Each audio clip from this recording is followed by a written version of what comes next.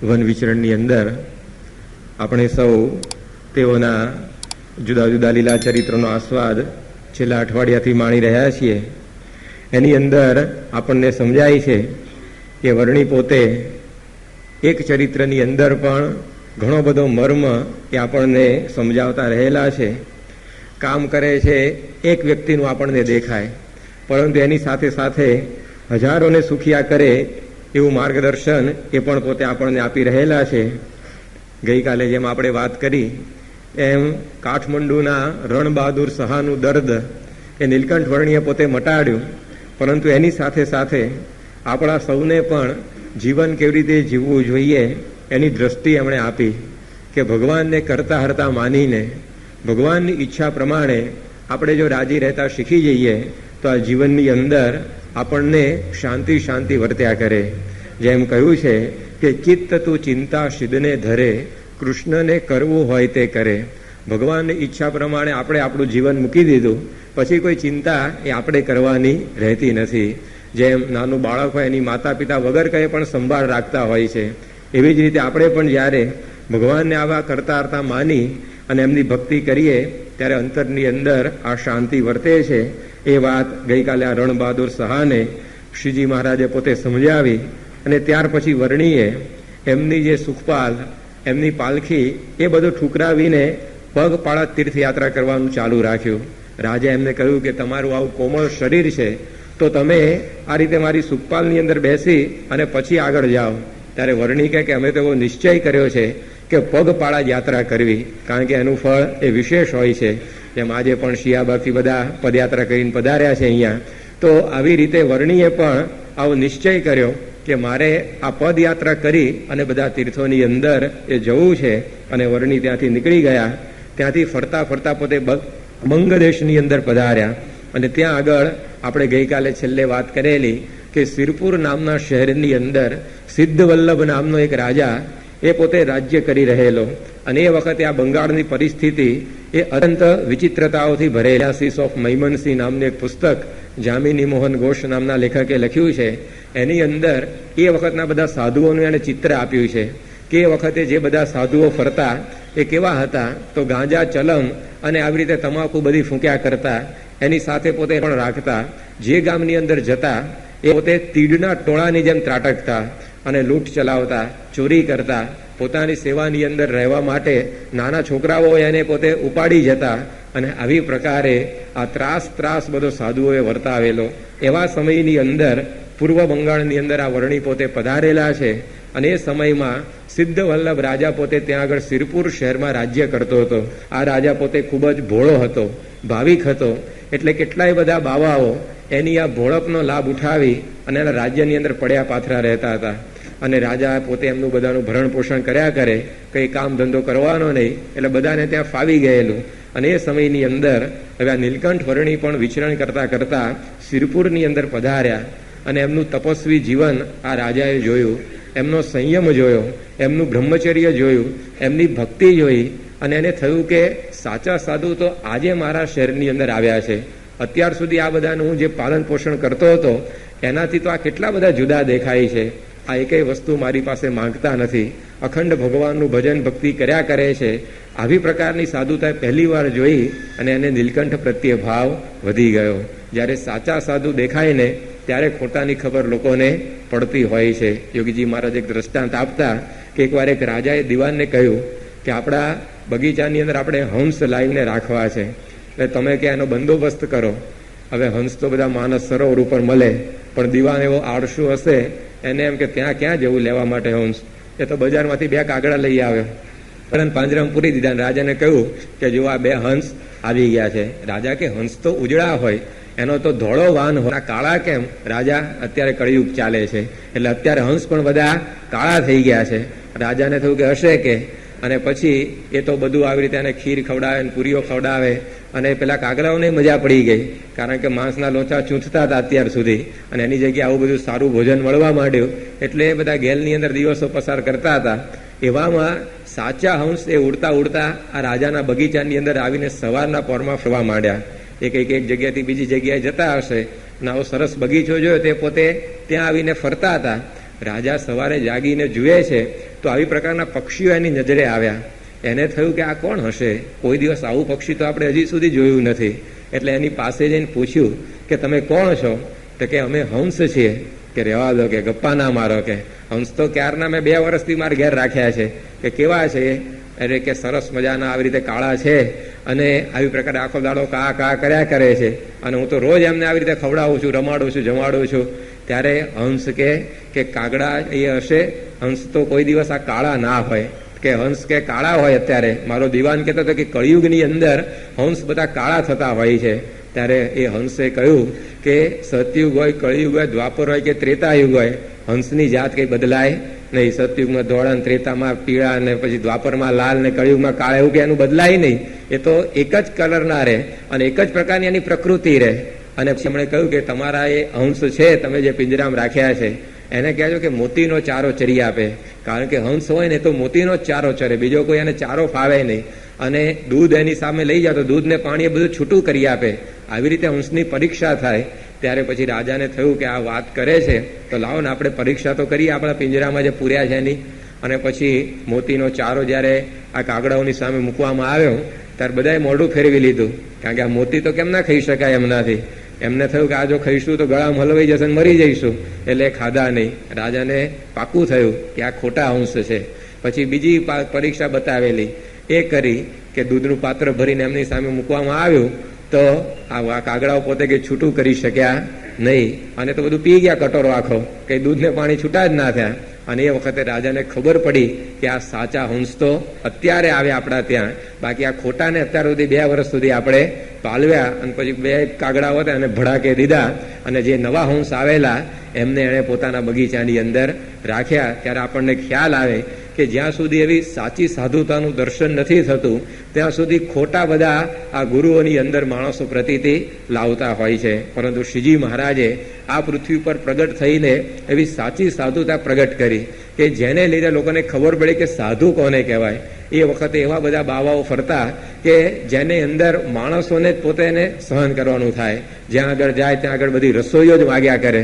પેલાની બિચારાની સ્થિતિ ના હોય તો એ કાળી રોટી ધોળી દાળની રસોઈઓ, એટલે કે દૂધપાક ને માલપુડાની રસોઈ એમને જમવા જોઈએ. ગમે તેમ કરીને પણ કે તું અમારું પૂરું કર. અને આવી રીતે ત્રાસ ફરતા હતા બધા સાધુઓ ફરતા હતા.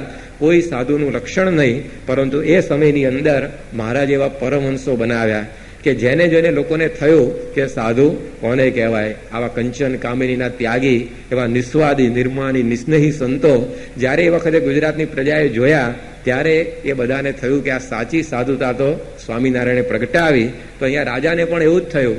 અત્યાર સુધી જે કંઈ બધી સેવા કરતો હતો એને થયું કે આ બધી સેવા આપણી પાણીમાં ગઈ. કારણ કે સાચી સાધુતા તો આ વર્ણીમાં દેખાય છે. અને ત્યાર પછી એ વર્ણીની સેવાની અંદર એમણે પોતાનો ગોપાળદાસ નામનો એક સેવક એને ત્યાં આગળ મૂકી દીધો. રાજા પોતે વર્ણીની કથા સાંભળવા બેસે, વર્ણી પણ એમને સારો ઉપદેશ આપે. જે કંઈ વસ્તુ જોઈતી કરતી હોય તો રાજા એમને પૂછે. અને આવી રીતે એકદમ આ રાજા તો વર્ણીની સેવામાં ઓતપ્રોત થઈ ગયો. એટલે આ લોકોને લાગ્યું કે આ જો વર્ણી અહીંયા વધારે રહેશે તો આપણને આ રાજ્ય ખાલી કરવાનો વારો આવશે. કારણ કે રાજા તો પછી એનો જ થઈ જશે અને એ તો કંઈ આપણી સેવા સરભરા કરશે જ નહીં. માટે ગમે તેમ કરીને આ વર્ણીને આપણે કાઢી મૂકીએ. એટલે એ લોકો એમનો જે સેવક હતો ગોપાળદાસ, એ ગોપાળદાસ ઉપર આવી રીતે અભિચાર પ્રયોગ કર્યો. પહેલા તો નીલકંઠ ઉપર બધા મંત્ર જંત્ર બધા બોલી અને અડદના દાણાના અંતે બધું નાખ્યું કે એને આવી રીતે બેભાન કરીને મારી કાઢીએ. પરંતુ વર્ણી તો પોતે ભગવાન હતા, એમની ઉપર આ મંત્ર તંત્રની શું અસર થાય. એટલે પછી એમનો જે સેવક, એ સેવકની ઉપર આ પ્રયોગ કર્યો. અને એ જે સેવક હતા ગોપાળદાસ, એની ઉપર જયારે આ મંત્રેલા અડદ પડ્યા ત્યારે એ તો બિચારો મૂર્છિત થઈ ગયો અને બેભાન જેવો થઈ અને જમીન ઉપર ઢળી પડ્યો. રાજાના માણસો એ બધાએ જયારે આ જોયું ત્યારે બધા દોડીને ત્યાં આગળ આવી ગયા. અને પછી જે બાવાઓ હતા એમના રાજ્યમાં રહેતા એ બધાને રાજાએ વિનંતી કરી કે તમે આને ગમે તેમ કરીને બેઠો કરો. ત્યારે બાવાઓએ કે તમે પેલો વર્ણી છે એને રાખો છો તમારા મહેલની અંદર, તો એને કહો એ બેઠો કરશે. કે બાવાઓને એમ કે આ વર્ણી કેમ ના બેઠા કરી શકવાના, કારણ કે આપણે જેને આવી રીતે મૂઠ મારીને બેભાન કરી નાખ્યો હોય એ આ વર્ણીથી કેમ ન ઊભો થવાનો છે. આપણે તો મંત્ર તંત્રના જાણકાર છીએ. એટલે પછી વર્ણીને ત્યાં આગળ બોલાવ્યા રાજાએ અને વાત કરી કે આ ગોપાળદાસ ઉપર કંઈક આવો અભિચાર પ્રયોગ કોકે કર્યો છે, તો તમે એને મહેરબાની કરીને બેઠો કરી દો. અને એ વખતે નીલકંઠ વર્ણીએ એના શરીર ઉપર પોતાનું પ્રસાદીપૂત જળ છાંટ્યું અને આ ગોપાળદાસ તો પોતે મૂર્છા અવસ્થામાંથી બહાર આવી ગયો. અને પોતાનો આવો પ્રયોગ એ નિષ્ફળ જયેલો જોઈને આ બધા બાવાઓ ખૂબ જ અકળાયા. એ લોકોને થયું કે આપણા પણ આ બધા મંત્ર જંત્રના પ્રયોગો આ વર્ણી આગળ ચાલતા નથી, એટલે વધારે પોતે ક્રોધે ભરાયા અને વધારે આ વર્ણીનો પરાભવ કરવાનો પ્રયત્ન કરવા લાગ્યા. પરંતુ આ ભગવાનની આગળ એ લોકોનું કશુંય ઉપજ્યું નહીં. એમના બધા જ મંત્ર જંત્ર જે કંઈ હતા એ બધા જ વર્ણી આગળ નિષ્ફળ ગયા. ત્યારે આપણને એ પણ આ વર્ણી સમજાવે છે કે એક ભગવાનના જો આશ્રય આપણે રહીએ તો આ મંત્ર જંત્ર ભુવા જાગરિયા એ કાંઈ આપણને કરી શકતા નથી. આ ગ્રહ પનોતી વગેરે કોઈ ભગવાનના ભક્ત હોય એને નડી શકે નહીં. આપણને વર્ણી સમજાવે છે કે આશરો જે ભગવાનનો આપણા જીવનમાં દ્રઢ હોય તો કોઈ પણ પ્રકારના મંત્ર જંત્રની અંદર એ આપણે પ્રતીતિ લાવવાની જરૂર નથી. આજે ઘણીવાર આપણા જીવનમાં એવા પ્રસંગો આવે, દેહમાં રોગ આવ્યો ઉતરતો ના હોય, અથવા તો પછી ઘરની અંદર કોઈ બીજી મુશ્કેલી હોય, ત્યારે સહેજે સહેજે માણસોનું મન લલચાઈ જાય અને એ પોતે આવા દોરા ધાગા મંત્ર જંત્ર એની પાછળ પડતા હોય છે. પરંતુ નીલકંઠ વર્ણી આપણને સમજાવે છે કે ભગવાનનો જે એક આશરો રાખીને આપણે બેસીએ તો આ ગ્રહ કાંઈ વગેરે આપણને નડી શકે નહીં. હરિજનને ગ્રહો શું કરે, જો ગ્રહ બાપડા પરવશ ફરે. રવિ ભમંતો શશી કલંકિત, રાહુ ત્યાં ધડવણો વહે. કાણો શુક્રને લુલો શનિ, બૃહસ્પતિએ સ્ત્રી ખોઈ આપની. ગ્રહનો ગ્રહ હરિતે મુજ હૃદયે, તો દીન વચન કોણ વધે. આ ભક્ત આપણને સમજાવે છે કે જો ભગવાન આપણને પ્રાપ્ત થઈ ગયા હોય, ભગવાન જેની પાસે હોય એવા ગુરુ આપણને મળી ગયા હોય, તો પછી આ બધાની આ ડર રાખવાની કાંઈ જ જરૂર નથી. કારણ કે એ ગ્રહો જે કંઈ છે લોકોને નડે છે એવી માન્યતા છે, એ ગ્રહમાં જ કંઈ ઠેકાણું નથી. કે એ બધા જે ગ્રહો છે ને એ જ પોતે આવી રીતે પોતાના ઠેકાણા આવી રીતે સાચવી શક્યા નથી. રવિ ભમંતો, સૂર્ય જે છે એ તો આખો દિવસ પૂર્વથી પશ્ચિમ ને પશ્ચિમથી પૂર્વ આટા ફેરા માર્યા જ કરે છે. એ બિચારાને ઠરીને ઠામ થવાનું મળતું નથી, તો આપણને કેમનો ઠરીઠામ કરી શકવાનો. પછી કહે છે કે શશી કલંકિત, એટલે કે આ જે ચંદ્ર છે એ પોતે કલંક વાળો છે, એને પણ કલંક લાગ્યું છે કે એ પણ આવી રીતે વ્યભિચારના કૌભાંડમાં સંડોવાયેલો એકવાર, તો એને કલંક બેસી ગયું છે. ત્યાર પછી વાત કરી કે શુક્ર છે એ પોતે કાણો છે અને શનિની પનોતી લોકો કહે છે બેઠી, પણ એ શનિ પોતે લૂલો છે. એ શનિ લૂલો છે ને શુક્ર કાણો છે. જે ગુરુ છે બૃહસ્પતિ એ તો પોતાની સ્ત્રી નથી સાચવી શક્યો, તે બીજાનું હું વાંચવવાનો. માટે આ ગ્રહની અંદર જ કોઈ ઠેકાણા નથી. તો કે ગ્રહનો ગ્રહ હરિ તે મુજ હૃદયે, એ ગ્રહના પણ ગ્રહ એવા મહારાજ આપણને મળ્યા તો પછી દીન વચન કોણ વધે. તો પછી આ દીન વચનો આપણા જીવનની અંદર એ કહેવાના રહે જ નહીં. તો આવી પ્રકારનું એક બળ આપણે આ ભગવાનની નિષ્ઠાનું રાખવું જોઈએ. તો પછી ભગવાન એ આપણી મદદની અંદર સદાય તૈયાર રહેતા હોય છે. જેમ જેતપુરના અરજી કાપડિયા હતા, એને અણઉતાર તાવ આવેલો, એટલે ઘરના બધા બહુ ચિંતાની અંદર કે આ કેમ કરીને સાજા થાય. પરંતુ નિષ્ઠા અરજી કાપડિયાને એવી જબરજસ્ત કે શ્રીજી મહારાજ સિવાય કોઈ બીજો ઉપાય નહીં. જે કંઈ દવા દારૂ કરવાનો એ કર્યા કરે વૈદ હકીમો પાસે, પરંતુ આ મંત્ર જંત્ર દોરા ધાગા એ કશું જ કરે નહીં. એટલે આવી રીતે એમના ઘરવાળાઓ પછી એકવાર અકળાયા અને એ જ્યારે અરજી કાપડિયા સૂઈ ગયેલા ત્યારે ગામમાં કોઈક બાવ્યો આવ્યો હશે, તો એ બાવાની પાસેથી મંત્રેલો દોરો લઈ આવ્યા અને બાવાને કહ્યું કે તમે આ તાવ છે એને આવી રીતે લઈ જાઓ અને આ દોરો બાંધી દો, તમારો દીકરો જલ્દી ઊભો થાય. એટલે બાવો તો પોતે આવ્યા ત્યાં આગળ અને દોરો ખાટલાના પાયે બાંધ્યો અને પછી એ તો જતો રહ્યો. અને બન્યું એવું કે જેવો દોરો એનો બાંધવામાં આવ્યો તરત જ આ અરજી કાપડિયાનો તાવ ઉતરી ગયો.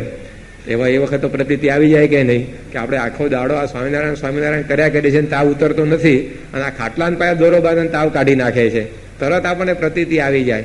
પરંતુ અરજી કાપડિયાને જ્યારે પોતે જાગ્યા ત્યારે બધાએ કહ્યું કે જો આપણે આ દોરો કર્યો તો આ તમારો તાવ ગયો. અરજી કાપડિયાને ધક્કો લાગ્યો કે તમે મારી નિષ્ઠા અભડાઈ નાખી, કે મહારાજનો આશરો મેં આવો દ્રઢ કરીને રાખેલો, એની અંદર તમે આવી રીતે આ કલંક લગાડ્યું અને દોરો એમણે ખેંચી કાઢ્યો પાયેથી. અને કહ્યું કે કઈ જગ્યાએ બાવો ગયો, કે એ તો કે આ બાજુ ઉત્તરાદી કોટ જતો હતો, તરત પાછળ દોડે અરજી કાપડિયા અને પકડી પાડે બાવાને સીમની અંદર અને એને કહ્યું કે લે તારો દોરો પાછો અને મારો તાવ તું મને પાછો આપી દે. કે ઉતારે તાવ તો મારો સ્વામિનારાયણ આવીને ઉતારે, પણ તારો ઉતારેલો તાવ મારે જોઈએ નહીં. પાછો આવી રીતે દોરો આપી દીધો અને બન્યું શું, તાવ પાછો ચઢોય ખરો. હવે આ વખત તો પ્રતીતિ આવી જ જાય કે મહારાજ તો કાંઈ તાવ ઉતારવા નથી આવતા, આ બાવો તાવ ઉતારે ચઢાવે છે કે ભગવાન તો આ લાગે આપણને. પણ અરજી કાપડિયાની નિષ્ઠા ફરી નહીં. એ પોતે ઘેર ખાટલામાં ગોદડું ઓઢી ઊંઘીને સૂઈ ગયા અને એ વખતે મહારાજ પોતે આવી રીતે એમને દર્શન દેવા પધાર્યા અને એના શરીર ઉપર કહે છે કે હાથ ફેરવી એને એમનો તાવ બધો ઉતાર્યો. પણ આ નિષ્ઠા કે શ્રીજી મહારાજ આપણને જ્યારે મળ્યા છે ત્યારે પછી આવા મંત્ર જંત્ર એની અંદર કોઈ પણ પ્રકારની પ્રતીતિ એ આપણને આવવી ન જોઈએ. કારણ કે જે કંઈ આપણું કરનારા જે હિત કે અહિત એ બધું કોના હાથમાં છે? શ્રીજી મહારાજના હાથની અંદર છે. એ બધું સ્વામીના હાથમાં છે. તો આ એક વિશ્વાસ આપણે અંતરની અંદર દ્રઢ કરીને રાખવો જોઈએ. અભયસિંહ દરબારનો પણ આવો જ પ્રસંગ છે કે એમને પણ આવી રીતે તાવ આવેલો ત્યારે એમના બહેનના કહેવાથી કોઈક બાવાએ આવીને દોરો બાંધ્યો ખાટલાને પાય અને એમનો તાવ ઉતરી ગયો. અને એ વખતે ગુણાતીતાનંદ સ્વામી એમને સ્વપ્નમાં દર્શન દીધા અને સ્વામી બોલ્યા કે અભયસિંહ, સિંહ થઈને ખડ ખાધું ને, કે સિંહ થઈને ઘાસ ખાધું તમે? અભયસિંહને વિચાર થયો કે આ સ્વામી કેમ આવું બોલતા હશે? મેં કોઈ દિવસ નિયમ ધર્મમાં લોપ કર્યો નથી, બધા નિયમો વ્યવસ્થિત પાળું છું, મહારાજની નિષ્ઠા પણ મારે બરાબર છે, છતાં પણ આ ખડ ખાધું એવું સ્વામી કેમ મને 2-3 વાર કહી ગયા? પછી એ પોતે જાગ્યા અને જોયું તો દોરો જોયો એમને પાયે અને એમને ખબર પડી ગયા સ્વામી કેમ કહેતા હતા કે સિંહ થઈને ખડ ખાધું. તરત એમણે એ દોરો કાઢી નાખ્યો અને પાછો આપી દીધો. ત્યારે આવી પ્રકારની નિષ્ઠા કે ભગવાને જ્યારે આપણને આવા મળી ગયા ત્યારે પછી આ મંત્ર જંત્રની અંદર શું પ્રતીતિ રાખવી? કારણ કે એનાથી કંઈ કામ સરતા નથી. જો મંત્ર જંત્રથી જ બધા કામ થતા હોય તો શ્રીજી મહારાજે કહ્યું છે કે બધા રાજાઓ આવા 2 માંત્રિક તાંત્રિક જ રાખે, સૈન્ય રાખવાની જરૂર જ ના પડે. કારણ કે મંત્રથી જો માણસો જીવતા હોય મરતા હોય તો પછી સરહદ ઉપર આવા 2 તાંત્રિકો મૂકી દીધા હોય ચંદ્રા સ્વામી જેવા, તે મંત્ર ભણ્યા કરે ને દાણા ફેંક્યા કરે પાકિસ્તાની સરહદ ઉપર. આ કારગિલ ને સિયાચીનમાં બધી સૈનિકોની માથાકૂટ કરવાની જરૂર ના પડે. કેટલો બધો આપણો ખર્ચો બચી જાય. આખી ડિફેન્સ મિનિસ્ટ્રી કાઢી નાખવી પડે ભારત સરકારને. પરંતુ એવું કંઈ થતું નથી મંત્ર તંત્રથી કામ. એ તો ભગવાન જે ધારે એ બધું થતું હોય છે. મંત્રથી જો બધા તાવ ઉતરતા હોય તો પછી ડોક્ટરોને કરવાનું શું રહેતા દુનિયાની અંદર? હોસ્પિટલો દવાખાના બધું બંધ કરી દેવું પડે. પણ એવું કંઈ થતું નથી. કોક વારે તો કાગનું બેસવું ડાળનું પડવું એના જેવું થઈ જાય. એને લીધે કંઈ એનાથી જ આ બધું થયું એવું કહેવાય નહીં. કાગડો ડાળ ઉપર બેસે ને ડાળ પડે તો એવું કંઈ કહેવાય કે કાગડો બેઠો એટલે ડાળ પડી ગઈ? તો પડવાની થઈ હોય તો પડે, કે કાગળ બેસવાથી પડતી નથી હોતી. એમ આવા મંત્ર જંત્ર દોરા તાવીજથી કઈ આ શરીર આપણા ચાલતા નથી. એ તો ભગવાન એનું ચલાવનારા છે. ત્યારે એવો વિશ્વાસ એ મહારાજ કે આપણે આપણા જીવનની અંદર રાખો. અહીંયા બાવો બધા ઘણા બધા પ્રયોગો કરે છે, પરંતુ જો આ ભગવાનને કશું થતું નથી તો એના આશ્રય જો આપણે બેસીએ તો આપણને પણ એનાથી એ પોતે રક્ષા કરે. જેમ ગઢડાના ખીમા સુથાર હતા, એને આવી નિષ્ઠા શ્રીજી મહારાજની. તો એકવાર એ પોતે ભાવનગરથી વહાણમાં બેસી અને સુરત વેપાર માટે જઈ રહેલા. હવે કોણ જાણે એના એ જ વહાણની અંદર એક ભૂવો પણ આવીને મુસાફરી કરતો હતો. અને ભૂવાએ આવો તિલક ચાંદલાવાળો સત્સંગી જોયો અને એનો ગુસ્સો એકદમ આવી રીતે ઉછળી આવ્યો. એને થયું કે આ ટીલવાએ જ આપણું બધું બગાડ્યું છે. આપણા પેટ ઉપર પાટા મારનારા કોણ છે? આ સ્વામિનારાયણ. એ કોઈને માનતા નથી, આ ભૂવા જાગર્યા વગેરે. આજે કે આ ખરો લાગમાં આવ્યો છે. એને હવે આવી રીતે એવા મારા મંત્રના તંત્રમાં ફસાવું, અહીંયાથી કૂદીનો છો કે દરિયામાં પડીને ભાગવાનો છે. એટલે પાસે આવીને વાત કરી કે ચાલ કે આ તારી કંઠી કાઢી નાખ અને આ મારો દોરો બાંધી લે. પેલો કે ભાઈ આ ગળાની અંદર કંઠી સિવાય બીજું કંઈ પોસાય એવું છે નહીં. પેલો કે જો આ મંત્ર આડત જોયા, હવે 2 મૂઠ મારીશ ને ઊંધો પડી જઈશ, કે તારો બધો ધંધો પાણી જે કહે છે બધું ખેદાન મેદાન થઈ જશે, બીરા છોકરા રખડી પડશે. અને આ બધો ડારો દીધો. પણ આ ખીમો સુતારતો સ્વામિનારાયણ માળા ફેરવતા બેસ્યા ત્યાં આગળ. એમણે કઈ આવી રીતે જવાબ આપ્યા નહીં, કોઈ બીજો ઉશ્કેરાટે વ્યક્ત કર્યો નહીં. અને એને જોઈને આને વધારે ગુસ્સો આવ્યો. અને પછી તો પોતાની પાસે જે કઈ બસે રડદ લઈને આવેલો એ બધા આવી રીતે ઓમ રીમ ફ્રીમ કરીને ફેંકવા માંડ્યા આની ઉપર મંત્રો બોલીને. પરંતુ આ ખીમા સુતાર તો શાંતિથી મહારાજનું ભજન કર્યા કરે. અને એમ કરતા કરતા આખો દરિયાનો માર્ગ પૂરો થયો અને સુરત બંદર દેખાયું. તો આને કઈ થયું નહીં. આના અડદ બધા ખાલી થઈ ગયા, આખી થેલી ખાલી થઈ ગઈ. પરંતુ આ ખીમા સુથાર ટસના મસ્ત થયા નહીં. અને પછી જયારે સુરત ઉતરવાનો સમય થયો ત્યારે આજુબાજુ જે બધા અડદ વેરાયેલા ખીમા સુથારની આસપાસ એ બધા એણે ભેગા કરીને એની પોટલી બાંધી. અને સુરત આવી એટલે પોટલી બાંધી એ લઈને હાલવા માંડ્યો હતો. પેલા તાંત્રિકને થયું કે મારા મંત્ર અડદ લઈને ક્યાં ઉપડ્યો આવ્યા? પાછળ પાછળ ગયો અને પૂછ્યું કે તમે આ ક્યાં લઈ આવો છો અડદને? કે આ કે હવે તમે બહુ આભાર મારા માટે કર્યો કહેવાય, તમે બહુ ઉપકાર કર્યો મારો. કે આ નવું સવું શહેર હતું, મને ચિંતા હતી કે પહેલા દાળ ખાવાનું શું કરશું, કે આ બસે અડદ આવ્યા છે, દાળ બને હવે પી જઈશ કે હું. પેલાને આશ્ચર્ય થયું કે મારા એક મુઠ્ઠીની અંદર માણસો બધા પડી જાય, મૂર્છિત થઈ જાય. અને આ બસે અડદ નાખ્યા તો કઈ થયું નહીં, દાળ બને ખાઈ જવાની વાતો કરે છે આ તો. કેવી નિષ્ઠા અને એના ભગવાને દ્રઢ કરાવી છે. એને સત્સંગનો ગુણ આવી ગયો અને એ તાંત્રિક પછી ગઢડા પહોંચ્યો અને ત્યાં શ્રીજી મહારાજના દર્શન કર્યા અને મહારાજના દર્શનથી એનું અંતઃકરણ ફર્યું અને મહારાજની પાસે એણે કંઠી બંધાવી, સત્સંગી થયો. અને એટલું નહીં, આગળ જતા મહારાજના હાથે એણે દીક્ષા પણ લઈ લીધી અને શૂન્યાતીતાનંદ સ્વામી એવું નામ મહારાજ એમનું પાડતની અંદર રામપુરામાં જે જૂનું મંદિર છે ને એ બંધાવેલું. ત્યારે આપણને ખ્યાલ આવે કે આ કેવી પ્રકારની ભગવાનની નિષ્ઠા, કે આવા તાંત્રિકોને પણ પરમહંસની અંદર એ લાવી દે. આવી પ્રકારના હરિભક્તે શ્રીજી મહારાજે તૈયાર કરેલા. એ વખતે આ બહુ કઠણ કામ હતું કે બધાને આ મંત્ર જંત્ર વહેમ અંધશ્રદ્ધામાંથી કાઢીને ભગવાનના વિશ્વાસે મૂકવા એ બહુ કઠણ હતું. એ વખતે ગુજરાત કેવું હતું શ્રીજી મહારાજના સમયમાં, તો લખવામાં આવ્યું છે કે ગુજરાતની પ્રત્યેક શેરીએ ભૂત થાય છે એવી માન્યતાઓ હતી. દરેક શેરીમાં કોક ને કોક બંગલાની અંદર તો ભૂત થાય જ છે એવું લોકો માનતા. ને આટલી બધી અંધશ્રદ્ધા, આટલા બધા વહેમ, આટલા બધા દોરા ધાગા બધા લોકો કરતા, એવા સમયની અંદર આવી પ્રકારના હરિભક્તો એમણે તૈયાર કર્યા. જ્યારે આપણને પોતે સમજ્યા આવે છે કે જેને ભગવાનનો આશરો હોય એને કોઈ બીજા ગ્રહ વગેરે કઈ નડી શકતા નથી, કારણ કે તો બધા ભગવાનની આજ્ઞામાં રહેનારા છે. આ સૂર્યચંદ્ર કોની આજ્ઞાથી ફરે છે? એ ભગવાનની આજ્ઞાથી ફરે છે. હવે એવા ભગવાનનો જ્યારે આપણને આશરો થયો છે ત્યારે પછી આ પનોતી ગ્રહ વગેરેથી કઈ આપણે ડરવાનું હોય નહીં. જેમ ખીમા વાઘની પત્ની એકવાર એમના ઘરમાં બેઠેલા અને ગુજરાતનો બ્રાહ્મણ ફરતો ફરતો એમના ત્યાં જઈ પહોંચ્યો અને આ પત્ની એકલા હતા, એને ખબર પડી ગઈ. એટલે પછી એણે વાત કરી આ ખીમા ડોબરિયાની પત્નીને કે ભાઈ તમારા આવી રીતે ધણી છે એને તો હવે બહુ ખરાબ દેશકાળ આવવાના લાગે છે. ત્યાંની પત્નીએ પૂછ્યું કે કેમ આવી વાત કરો છો? તો કે આ તમારો જે ધણી છે ને એને તો હવે શનિની પનોતી 7.5ની લોઢાના પાયે બેસવાની છે. ત્યાં ખીમા ડોબરિયાની પત્ની કે એમાં શું થાય? પછી કે એમાં તો તમારા ધણીને ગામત્રા કરવા પડે.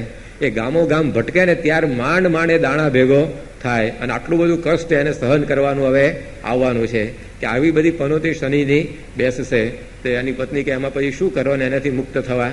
કે તમારે આટલા હોમ કરાવવા પડે, આટલા હવન કરાવવા પડે, આવો મારો દોરો બાંધવો પડે, આટલી શનિની વીંટી કરાવવી પડે.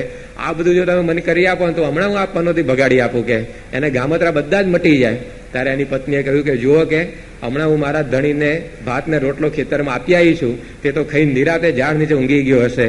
અને શનિની પનોતી 7.5ની તો લોઢાના પાયે તને બેઠી લાગે છે કે ગુજરાતમાં ખાવા ના મળે તો ટપણા તો છે કે અહીંયા કાઠિયાવાડથી લાંબો થયો છે. માટે આ લબાદા તારા ઉપાડ નહીં તો ગામમાં જો ખબર પડશે ને લાકડીએ મારીને બધા બહાર કાઢી મૂકશે. પેલો કે બેન તમે સ્વામિનારાયણ છો? કે હા. કે આ પહેલું જ ઘર ખોટું આવ્યું ને કે અહીંયા કોઈ દાર જવાય નહીં, કારણ કે આને ગ્રહ ફનોતી કાંઈ અડે નહીં સ્વામિનારાયણનો જે થાય એને. તો આવી પ્રકારની એક આ બાઈની અંદર પણ નિષ્ઠા. હવે આ બાઈ માણસે ક્યાં કઈ શાસ્ત્રો ભણેલા, પણ જો આ ભગવાનની આવી નિષ્ઠાના બળે આ બધા હરિભક્તો એ જીવન જીવતા, તો એમનો વાળ પણ શ્રીજી મહારાજે વાંકો થવા દીધો નથી. આપણે પણ જો આવી નિષ્ઠા રાખીએ તો મહારાજ અને સ્વામી અખંડ આપણી રક્ષામાં પણ રહે. પણ જો આશ્રમમાં પોલ હોય તો ભગવાને કે કૂટવા દે ને એની રીતે કે દોરા બાંધવા દો, પછી જયારે કંઠી રાખશે ત્યારે આપણે મદદ કરવા જઈશું. કારણ કે આવું જો પોલ હોય આશ્રમની અંદર તો પછી ભગવાનને સંત પણ અસહાય થઈ જાય. પણ એક આપણે આશરો રાખીને જો બેસી રહીએ તો ભગવાન પોતે હંમેશા આપણી રક્ષાની અંદર બેઠા છે. તો આપણે આ પ્રકારે આ ભગવાનની નિષ્ઠા રાખવી. જ્યારે આપણને આવા મહારાજ મળ્યા છે, એના ધારક સંત પ્રમુખ સ્વામી મહારાજ મળ્યા છે, તો કરતા કરતા બધા એ છે, જીવન બધું આપણું ચલાવનારા એ છે, આપણો વ્યવહાર સુધારનારા પણ એ છે. આવી નિષ્ઠા એ જો આપણે દ્રઢ રાખીએ તો પછી ભગવાન આપણને પણ મદદ કરે. પ્રથમના 72ના વચનાવતમાં મહારાજે કહ્યું કે આવી જે દ્રઢ નિષ્ઠાવાળો હોય તો ભગવાન પણ પોતે આવી રીતે એનું ભૂંડું કરી શકે નહીં. તો પછી આ કાળ કર્મ માયા ગ્રહ પનોતીને તો શું વાત કરવી? ભગવાન પણ પોતે એનું ભૂંડું કરી શકતા નથી, તો પછી બીજા તો શું એનું કરી શકે?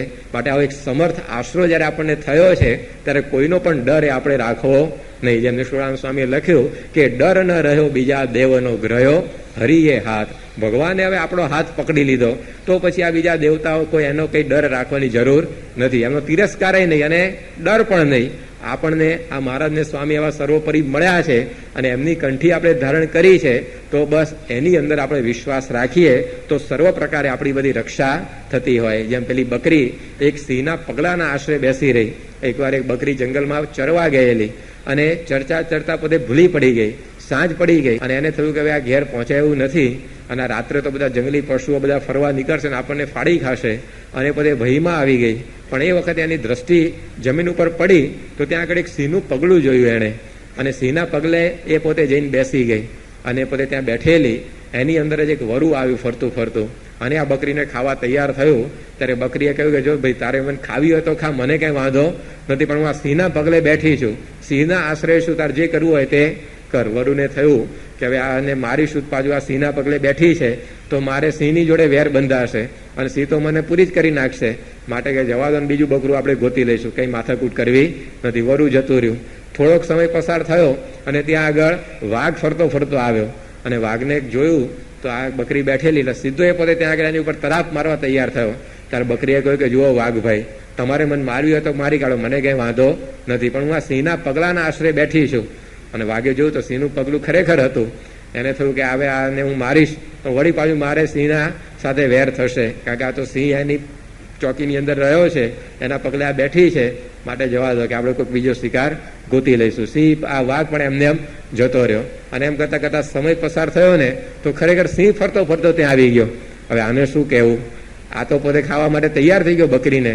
ત્યારે બકરીએ કહ્યું કે જુઓ કે હું તો છે ને આ તમારા પગલાના આશરે અત્યાર સુધી બેઠેલી, મને વાઘ આવ્યા, વરુ આવ્યા મારવા, પણ એ તમારું પગલું જોઈને જતા રહ્યા, હું તમારા આશરે બેઠી છું, હવે તમારે જે કરવું હોય તે કરો. સિંહ રાજી થઈ ગયો. સિંહને થયું કે બકરીને મારા પગલાનો પણ વિશ્વાસ, હું તો મૂર્તિમાં નતો જ નહીં, પણ મારા પગલાની અંદર પણ એને આટલો બધો વિશ્વાસ હતો. એને કહ્યું કે ચાલો કાંઈ વાંધો નહીં. હાથીને બોલાવ્યો. સિંહ તો જંગલનો રાજા, એટલે હાથી તો તરત એનો આજ્ઞા થઈ એટલે હાજર થઈ ગયો. અને હાથીને કહ્યું તું બેસી જા, કે બકરીને કહ્યું તું એની ઉપર બેસી જા. અને પછી હાથીને એડ્રેસ આપ્યું બકરીનું કે હવે એના ઘેર તમે એને પહોંચાડી આવો. અને હાથી ઉપર બેઠી બેઠી બકરી એના ઘેર પહોંચી. એ બધા લીલા પાંદડા જે ઝાડના ઉગ્યા હોય કુંપણો, એ ખાતી ખાતી આમ તેમ નજર ફેરવતી આમ હાથી ઉપર બેસીને ઘેર પોતે પહોંચી. ત્યારે ઘરવાળા આશ્ચર્યમાં પામી ગયા કે હાથીની સવારી ઉપર તો આપણા કુટુંબમાં જ્ઞાતિમાં પહેલી બેઠી હશે, કે અત્યાર સુધી હાથી ઉપર બકરી ચડી એવું જોયું નથી. તો અજા સિંહ પ્રસાદેન આરૂઢા ગજ મસ્તકે, સિંહની કૃપા થઈ ગઈ તો બધા ભયથી રક્ષા તો થઈ, પણ વળી પાછી હાથીની સવારી પણ કરવા મળી ગઈ.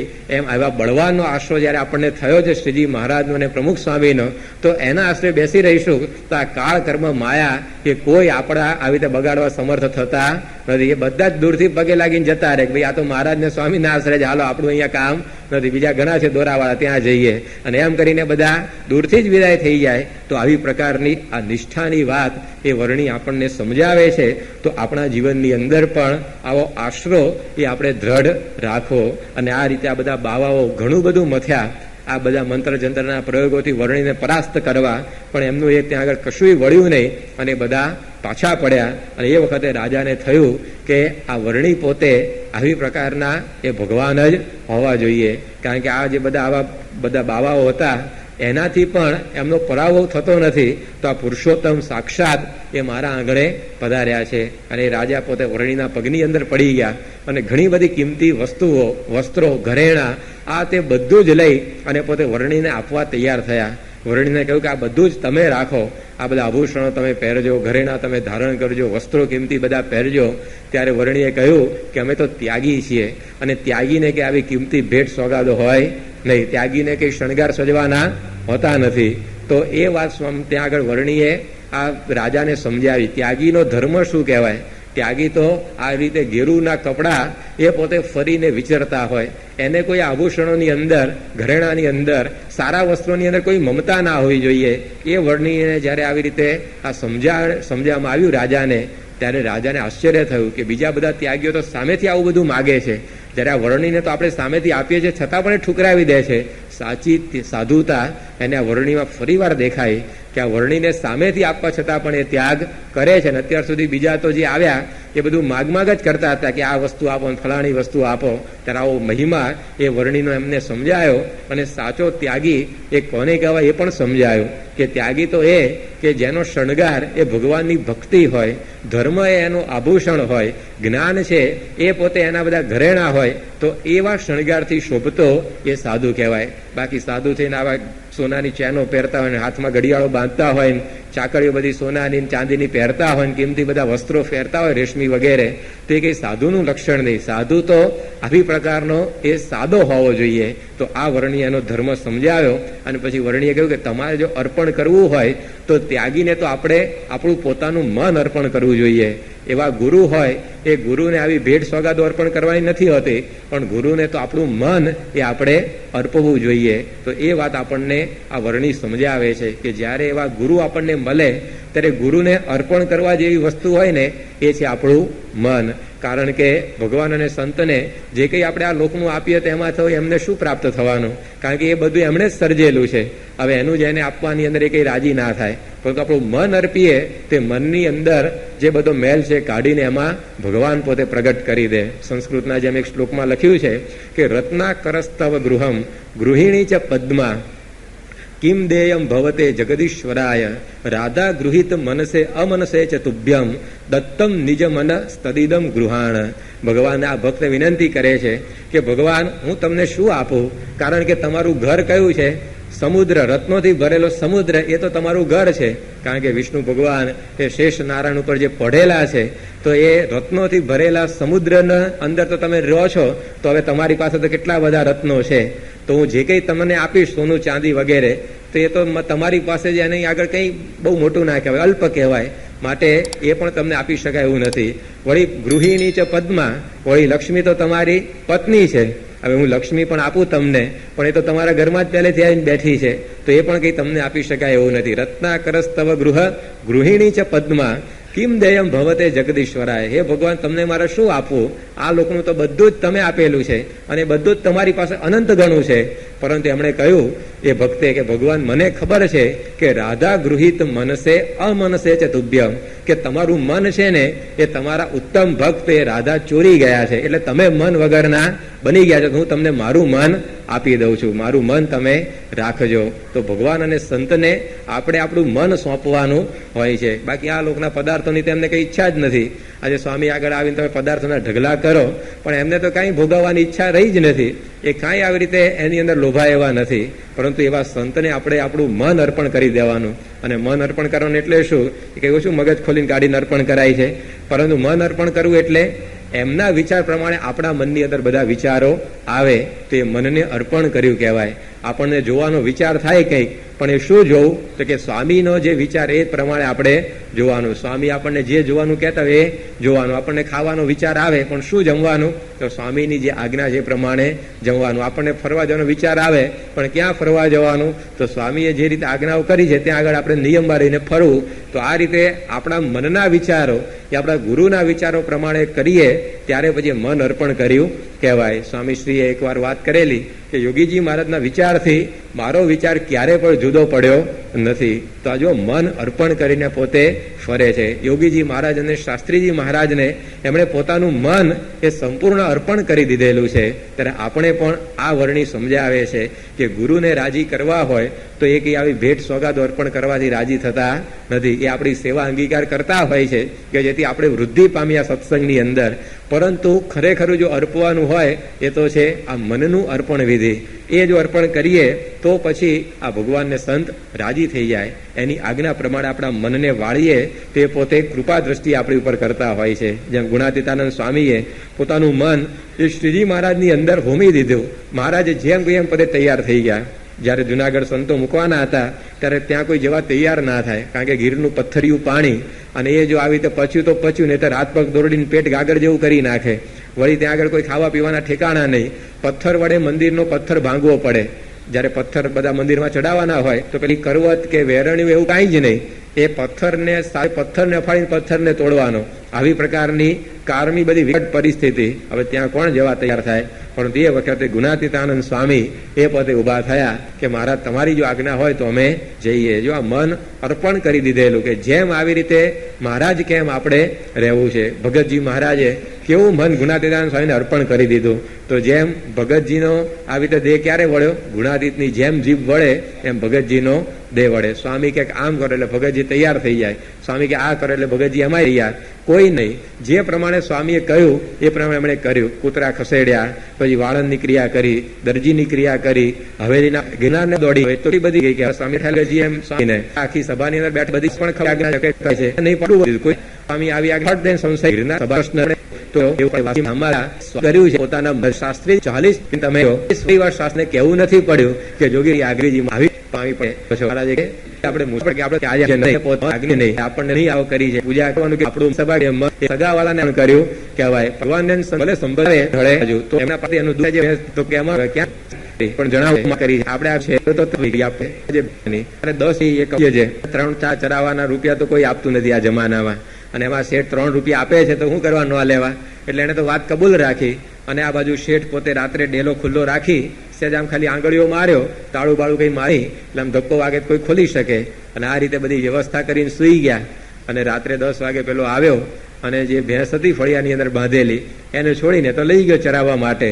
અને આ બાજુ સવારે 4 વાગે શેઠાણી ડોબું દોવા ઉભા થયા અને ફળિયામાં જોયું તો ખીલો ખાલી મળે, ઢોર તો ત્યાં હતું જ નહીં. એટલે આફડા ફાફડા પાછા અંદર ગયા, શેઠને ઉઠાડે કે હું આવી રીતે સુઈ રહ્યા છો કે આપણી કે ભેંસ કોઈક ચોરી ગયું. શેઠ કે કેમ નહીં લઈ જાય કે ડેલો બરાબર આવે તો બંધો દઈને બંધ કરેલો કે જાય એવું હતું જ નહીં. અરે કે છાનામાં ઉભા પડ્યા વાતો કરતા અને લઈ ગયા ત્યાં આગળ. જોયું તો ઢોર તો હતું જ નહીં. શેઠે ખરો પાછો કર્યો ત્યાં આગળ, કારણ કે આ ભેંસ આપણે આખા પંથકમાં આવી નથી નહીં, તું વાત કરતી હતી અને એ જતી રહી કે બહુ ખોટું થયું, પણ હવે કે એક કામ કરીએ કે હવે જો એ પાછી આવે તો તું માનતી નથી. શેઠાણીએ વિચાર કર્યો કે આ ચોર લઈ જાય કે પાછી બાંધવા તો લઈ ના જાય, એ તો લઈ કાયમ લઈ જ જવાનો છે ને, હવે ક્યાં પાછી આવવાની, માનતા માનો ના જવાનું છે. એટલે એને કહ્યું સારું ત્યારે કઈ વાંધો નહીં, આવે તો આપણે આપી દઈશું મંદિરમાં. અને પછી એ તો ઉદાસ છે, બધા ઘરકામની અંદર પરોવાઈ ગયા. પછી બધું ઘરનું કામ પૂરું થયું એટલે કપડાં ધોવા માટે એ ગામની ભાગોળે તળાવ હતું ત્યાં આગળ જવા નીકળ્યા. અને આ બાજુ ઘર ખાલી પડ્યું એટલે પેલો ભરવાડ આવીને વળી પાછો ખીલે ઢોર બાંધી ગયો. કપડાં ધોઈને શેઠાણી ઘેર આવ્યા અને જોયું તો ભેંસ તો આમ કૂણું ઘાસ ચરતી હતી એમના ઘરની અંદર, અને રાજી થઈ ગયા. અને એમણે જઈને શેઠને બોલાવીને સમાચાર આપ્યા કે એટલે કે આપણી ભેંસ આવી ગઈ છે ઘરની અંદર પાછી. શેઠ પોતે દોડતા ઘેર આવ્યા, સીધી સાંકળ ખેંચી ખીલામાંથી અને કહ્યું કે હલો કે હું ત્યારે ગઢડા જઈ આવું, કે આપણે માનતા માનેલી ને કે આ ભેંસ આવે પાછી તો ગઢડા આપવી, એટલે હું આપવા જઉં છું. ત્યારે શેઠાણી કે પણ 11 વાગ્યા છે, હવે ગઢડા તમે હાલતા જાઓ તો ખાવા ભેગા ક્યારે થશે, માટે કલાકની વાર છે 12 વાગવામાં, તો હું તમને રસોઈ બનાવી આપું, તમે જમી કરીને શાંતિથી જાઓ એટલે કઈ ચિંતા નહીં. શેઠને વિચાર થયો કે હું આ કલાક રોકાઈશ અને એમાં આની જો પાછી બુદ્ધિ ફરશે ને તો આપવા જવા નહીં દે, એના કરતા હાલો અત્યારે ભૂખ્યા પણ ત્યાં મહારાજની સેવા તો થઈ જાય આપણાથી. અને અર્પણ પોતે કરી દીધી. ત્યારે જો આ મન મહારાજને અર્પણ કરેલું, પોતાની પત્નીની સાથે રહેતા હતા પણ મન અર્પણ કોને કરેલું? શ્રીજી મહારાજને. પછી એ ભેંસ અર્પણ કરીને પાછા રહ્યા તો શેઠાણીની સાથે કે આમ જાઓ હવે તમારે રહેવું નથી ભેગા મહારાજની સેવામાં આડા આવો છો ને એવું કઈ કર્યું નહીં ધમાલ. પરંતુ જયારે પસંદગી કરવાની આવી ત્યારે એ પોતાનું મન જો આ શ્રીજી મહારાજને અર્પણ કરેલું આપણને દેખાયું. એમ આપણે પણ આ સત્સંગ કરીએ છીએ તો જયારે સત્સંગ અને સ્વામી અને આ વ્યવહારની પસંદગી આવે ત્યારે જો આપણું પલ્લું સ્વામી બાજુ ઢળે તો સમજવું કે મન એમને અર્પણ કર્યું છે. સભાનો ટાઈમ થયો હોય અને સરસ મજાની ટીવી સિરિયલ ચાલતી હોય એ વખતે, તો એ વખતે ભાઈ ખબર પડે કે હવે મન કોને અર્પણ કર્યું છે, આ ટીવીની સિરિયલને અર્પણ કર્યું છે કે સ્વામી બાપાને આપણે અર્પણ કર્યું છે. એ વખતે આ પરીક્ષા આપણી થઈ જાય. જયારે આવી પ્રકારે આપણે અહીંયા સેવામાં આવવાનું હોય કંઈક પ્રસંગે, અને એ જ વખતે આમ એવી રસાકસી ભરી મેચ આવે ઇન્ડિયા અને પાકિસ્તાનની, તરત ખબર પડી જાય કે મન કોને અર્પણ કર્યું છે, તેંડુલકરને કે પછી પ્રમુખ સ્વામી મહારાજને. હવે એ વખતે આપણી પરીક્ષાઓ બધી થાય. આમ તો બધો સત્સંગ કરીએ છીએ બહુ વાંધો આવે નહીં, પણ આવા પ્રસંગે ખબર પડે કે મન આપણે કોને અર્પણ કર્યા છે. ત્યારે આવું મન અર્પણ કરવાનું એ વર્ણિયા રાજાને સમજ્યા આવે છે. કારણ કે આવા સાધુને મન અર્પણ કરવાની અંદર ફાયદો છે. ભગવાન અને સંતને જયારે આપણે મન અર્પણ કરીએ ને, મનના બધા મેલ કાઢીને એ પોતે આપણા મનની અંદર ભગવાન ભરી દે. એવા શુભ સંકલ્પોથી આપણું મન એ પોતે સભર કરી દેતા હોય છે. અંતરની અંદર સુખ વર્તે એવી સમજણ એ પોતે આપણા મનની અંદર મૂકી દે તો એ ભગવાનને સંતને મન અર્પણ કરવામાં ફાયદો છે. કારણ કે રિપેરિંગ કરી આપે બધું જ. એની અંદર જે કઈ કાટમાળ ચડી ગયો ને બધો, કે જેને લઈને આપણને આ બધા દુઃખ થાય છે, આ દુઃખ શેના છે? સ્વામી એ કહ્યું વાતમાં કે દેહના દુઃખ બહુ થોડા છે અને મનના દુઃખ ઝાઝા છે આપણને. આપણા જીવનની અંદર દેહના દુઃખ તો બહુ થોડા આવે છે, પણ મનના દુઃખ એટલા બધા આપણને હેરાન કર્યા કરે છે. તે મન સ્વામીને પણ કરી દઈએ તો બધું એ પોતે એને સાફ કરી અને આપણને અખંડ સુખિયા કરી નાખે. ત્યારે ત્યાગીને શું અર્પણ કરવું એ અહીંયા વર્ણી રાજાને સમજાવે છે કે આ તમારી ભેટ સામગ્રીની તો મારે કાંઈ જરૂર નથી, પરંતુ આવા જ્યારે સાધુ તમને મળે ત્યારે એને મન આપણે અર્પણ કરવું જોઈએ. અને આ સિરપુરનો સિદ્ધ વલ્લભ એણે પણ આ વાત ધારી લીધી એના મનમાં અને વર્ણીની મૂર્તિમાં પોતાનું મન બધું પરોવી દીધું. અને એમણે પોતે આ વર્ણીને જ પોતાના ઈષ્ટદેવ તરીકે સ્વીકાર્યા અને એમણે કહ્યું કે તમે હવે અહીંયા કાયમ રોકાઈ જાઓ. હવે તમારા સ્વરૂપની મને પૂર્ણ પ્રતીતિ આવી ગઈ છે, માટે તમે અહીંયા એ મારા રાજ્યની અંદર કાયમ માટે રોકાઈ જાઓ. ત્યારે વર્ણીએ પોતે આવી રીતે ત્યાં આગળ એમની આ વાત સ્વીકારી નહીં. વર્ણીએ કહ્યું કે તમારા જેવા તો ઘણા મુમુક્ષુઓ હજી મારી રાહ જુએ છે. ઘણા બધા મુમુક્ષુઓ હજી તો આવી રીતે સાચો માર્ગ આવી રીતે પામ્યા વિના આ બધા અસાધુઓની અંદર ભટક્યા કરે છે, એ બધાને મારે ઉગારવાના છે. અને એમ કરીને વર્ણી એ પોતે ત્યાંથી નીકળે છે અને એટલું પોતે રાજાને કહે છે કે આ મૂર્તિની અંદર તમારી વૃત્તિ જોડેલી રાખજો તો તમારું કલ્યાણ થશે.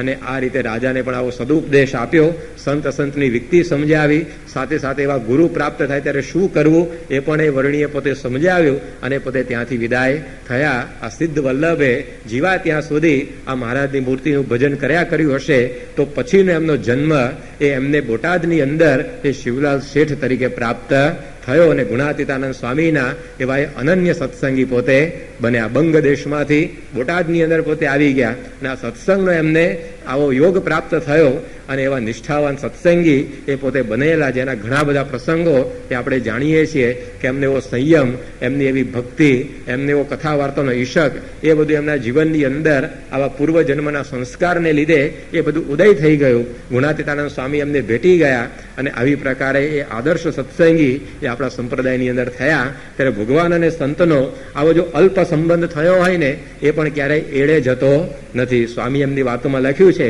કે ભગવાન અને આવા ગુણાતીત સંત જે ઝાડના છાંયે બેસે એ ઝાડનું પણ કલ્યાણ થાય, જે આવી રીતે ઝાડનું ફળ ફૂલ જમે એનું પણ કલ્યાણ થઈ જાય, જે પશુનું આવી રીતે દૂધ એ પોતે અંગીકાર કરે એની પણ સદગતિ થતી હોય. કલ્યાણ થાય એટલે કે એને બીજો જન્મ આવો સત્સંગમાં પ્રાપ્ત થાય અને એ સત્સંગ કરીને અંતે એ ભગવાન અક્ષરધામની અંદર પહોંચી જાય. ત્યારે આ ભગવાનનો અને સંતનો સંબંધ એ થોડોક સમય પણ જો આપણને થઈ જાય ને તો પણ એની અંદર અંતે આપણું આવું ઘણું બધું શ્રેય થતું હોય છે. જેમ આગળ વાત આવશે કે વેંકટાદ્રીની અંદર આવી રીતે ત્યાં આગળ જે કદાચ બધા વન પર્વતો છે એમાં રતો બસ્યો નામને ખવીસ એ નીલકંઠ વર્ણીને ભેગો થઈ ગયો. તે રતો બસ્યો પણ એનો એ ખવીસનો જે પડી ગયો ત્યાર પછી એ સત્સંગની અંદર પોતે જન્મ ધારણ કરી